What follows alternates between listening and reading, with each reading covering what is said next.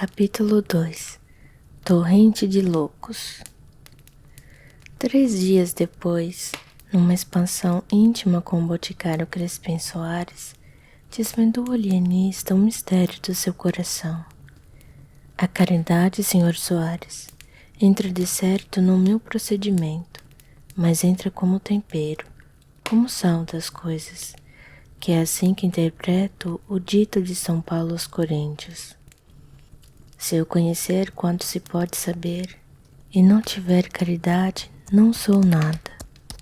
O principal nesta minha obra da Casa Verde é estudar profundamente a loucura, os seus diversos graus, classificar-lhe os casos, descobrir enfim a causa do fenômeno e o remédio universal.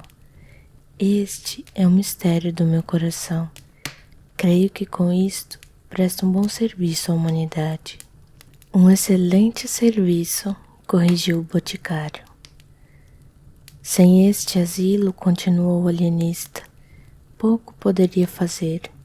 Ele dá-me, porém, muito maior campo aos meus estudos. Muito maior, acrescentou o outro. E tinha razão. De todas as vilas e arraiais vizinhos afluíam loucos à Casa Verde. Eram furiosos, eram mansos, eram monomaníacos, era toda a família dos desertados do espírito. Ao cabo de 4 meses, a Casa Verde era uma povoação. Não bastaram os primeiros cubículos, mandou-os anexar uma galeria de mais de 37. O padre Lopes confessou que não imaginara a existência de tantos doidos no mundo, e menos ainda o inexplicável de alguns casos. Por exemplo, um rapaz bronco e vilão, que todos os dias depois do almoço fazia regularmente um discurso acadêmico, ornado de tropos, de antíteses, de apóstrofes, com seus recamos de grego e latim e suas borlas de Cícero, Apuleio e Tertuliano. O vigário não queria acabar de crer que um rapaz que ele vira 3 meses antes jogando peteca na rua. Não digo que não, respondia-lhe o alienista, mas a verdade é que Vossa Reverendíssima está vendo. Isto é todos os dias. Quanto a mim, tornou o vigário, só se pode explicar pela confusão das línguas na Torre de Babel, segundo nos conta a Escritura, provavelmente confundidas antigamente as línguas. É fácil trocá-las agora, desde que a razão não atrapalhe.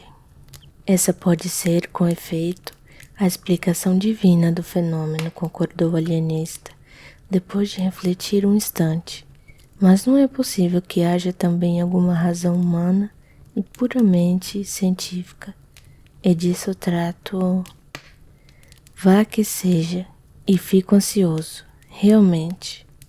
Os loucos por amor eram 3 ou 4, mas só 2 espantavam pelo curioso do delírio. O primeiro, um falcão, rapaz de 25 anos, supunha-se estrela d'alva, abria os braços e alargava as pernas para dar-lhe certa feição de raios, e ficava horas esquecidas a perguntar se o sol já tinha saído para ele recolher-se. O outro andava sempre à roda das salas ou do pátio, ao longo dos corredores à procura do fim do mundo. Era um desgraçado a quem a mulher deixou por seguir um peralvilho. Mal descobrira a fuga, armou-se de uma garrucha e saiu-lhes no encalço. Achou-os 2 horas depois ao pé de uma lagoa. Matou-os a ambos com os maiores requintes de crueldade. O ciúme satisfez-se, mas um vingado estava louco, e então começou aquela ânsia de ir ao fim do mundo à cata dos fugitivos. A mania das grandezas tinha exemplares notáveis. O mais notável era um pobre diabo, filho de um algibebe, que narrava as paredes, porque não olhava nunca para nenhuma pessoa, toda a sua genealogia, que era esta.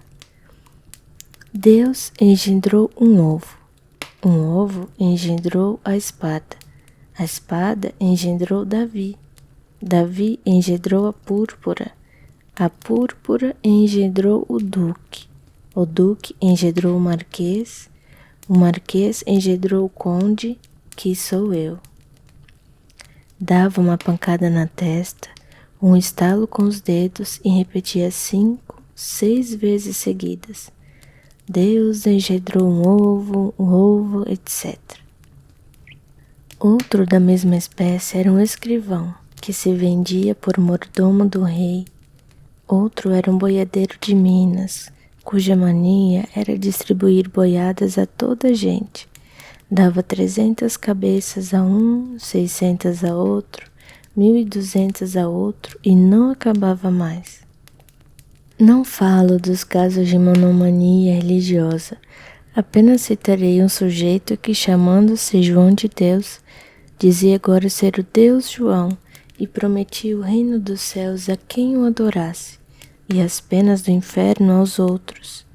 E depois desse, o licenciado Garcia, que não dizia nada porque imaginava que no dia em que chegasse a proferir uma só palavra, todas as estrelas se despegariam do céu e abrasariam a terra. Tal era o poder que recebera de Deus. Assim o escrevia ele no papel que o alienista lhe mandava dar, menos por caridade do que por interesse científico. Que, na verdade, a paciência do alienista era ainda mais extraordinária do que todas as manias hospedadas na Casa Verde, nada menos que assombrosa. Simão Bacamarte começou por organizar um pessoal de administração e, aceitando essa ideia do boticário Crispim Soares, aceitou-lhe também 2 sobrinhos, a quem incumbiu da execução de um requerimento que lhes deu, aprovado pela Câmara, da distribuição da comida e da roupa, e assim também na escrita. Era o melhor que podia fazer para somente cuidar do seu ofício. A Casa Verde, disse ele ao vigário, é agora uma espécie de mundo em que há o governo temporal e o governo espiritual. E o padre Lopes ria desse pio trocado e acrescentava, com o único fim de dizer também uma chalaça: deixe estar, que hei de mandá-lo denunciar ao Papa. Uma vez desonerado da administração, o alienista procedeu a uma vasta qualificação dos seus enfermos. Dividiu-os primeiramente em 2 classes principais, os furiosos e os mansos. Daí passou a subclasses, monomanias, delírios, alucinações diversas. Isto feito, começou um estudo aturado e contínuo. Analisava os hábitos de cada louco, as horas de acesso, as aversões, a simpatia, as palavras, os gestos, as tendências. Inquiria da vida dos enfermos, profissão, costumes, circunstâncias da revelação mórbida, acidentes da infância e da mocidade, doenças de outra espécie, antecedentes na família, uma devassa, enfim, como a não faria o mais atilado corregedor. E cada dia notava uma observação nova, uma descoberta interessante, um fenômeno extraordinário. Ao mesmo tempo estudava o melhor regime, as substâncias medicamentosas, os meios curativos e os meios paliativos, não só os que vinham dos seus amados árabes, como os que ele mesmo descobria, à força da sagacidade e paciência. Ora, todo esse trabalho levava-lhe o melhor e o mais do tempo. Mal dormia e mal comia, e ainda comendo era como se trabalhasse, porque ora interrogava um texto antigo, ora ruminava uma questão e ia muitas vezes de um cabo a outro do jantar sem dizer uma só palavra a Dona Evarista.